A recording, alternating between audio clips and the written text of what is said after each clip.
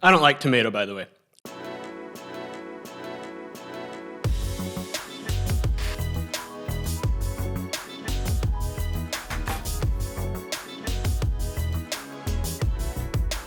Hello, everybody. Welcome back to my channel. I got $45 worth of Wendy's that I'm gonna eat today, which I got for free, by the way, because I screwed up my order. So today's subject is going to be models in the opposite way. So I get asked this a lot, okay? I always get asked, if you have a bad model, is it worth it to just fade that bad model and make the opposite picks of what your model says if your model sucks? Now, I get asked that all the time. And if you were to ask me that 2 months ago, 4 months ago, 6, any months ago, because I've evolved on this issue recently, I've actually kind of changed my mind on it. Now, my traditional opinion on this viewpoint has been, no, don't fade a model that sucks. Instead, work to create a model that is good. However, that viewpoint was generally formed when I had successful models, like models that worked for me, models that actually won long-term in college football, college basketball. That's not really the case anymore. So I've evolved. Now, the main reason I've always said don't fade a bad model, just create a good one, is because I don't think people realize how bad their model has to be to fade it. Because, you can hit 50% on your model, you're going to be losing a lot of money, but if you faded it, you're going to be losing the same amount of money. Your model still has to lose 52.4% of the time for fading it to be a profitable venture, and I just don't think it's realistic to build a model that's going to lose that much. But the other reason that I say don't fade a bad model and just focus on creating a good one is because things change. The reason it might be bad now might not make it bad in the future. Things change, things evolve. It could just be short-term variance, could just be bad luck. It's foolish to assume that it's going to continue to suck.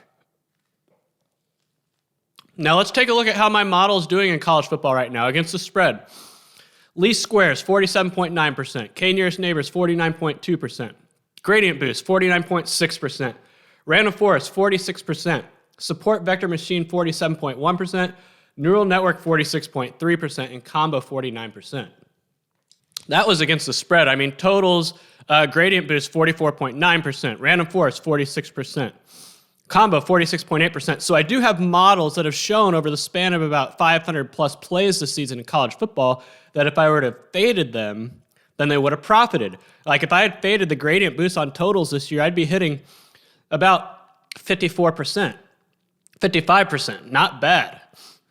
However, that leads you back to the truth about sports betting markets. I'm not going to say books, because books really just set the lines and the markets are what really shapes the lines. But markets are very smart. The market is smarter than you. The market is probably smarter than 99.9% of the models out there, let alone the bettors. So I believe that markets are going to price in models that tend to use the stats and inputs in them that other models use as well. For example, my college football model, pretty much if you combined Bill Connolly's S&P and Brian F's FEI ratings, you can basically find that synthesis on Football Outsiders of F+ ratings. So if a bunch of bettors out there are using F/plus or S&P or FEI to make bets, then obviously my model is going to be priced into the market. In other words, the market is going to tilt towards models that use popular stats like drive efficiency, points per play, points added per play, and all of that is used in S&P and FEI. My college basketball model is no different.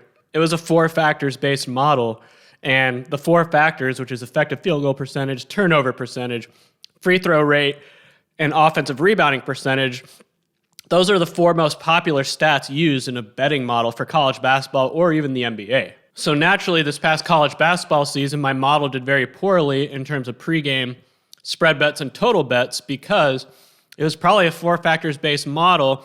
And the most popular 4 factors based model out there is the one on KenPom's website, which I'm sure a ton of people use to make bets. So the market is going to shift to cover that downside of the KenPom model. And therefore, my model will be engulfed in it. So in this case, you really have 2 options. You can either create a model that goes way against the flow and is totally like random and weird.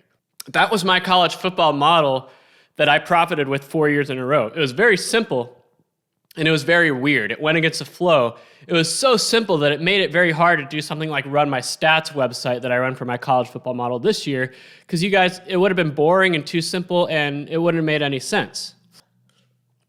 Or you can take the approach to realize that the market's going to be tilted and shaded towards models out there that use the more popular stats, the more popular approaches, for example, 4 factors in college basketball, and do the opposite and hope that fading that approach wins more than it loses enough to make you money.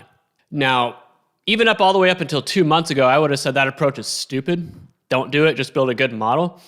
But actually having experienced a disaster of a model in college football and at Major League Baseball and college basketball over the last calendar year, I'm not quite opposed to it. Now, I'm not giving it a hell yes, do it, but I'm not saying no, don't do it. I'm saying if you want to, it might not be a bad idea. I'm going back to my college football model. Very simple the last 4 years. This year, very complex.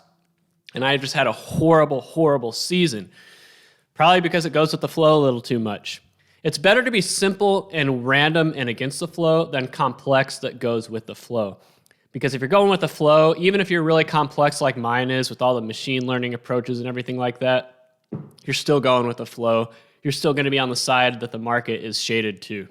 Ultimately, though, I think it's just as difficult to build a model that loses 52.4% of the time or more than it is to build one that wins 52.4% of the time, which is why I'm not full-throatedly endorsing this approach.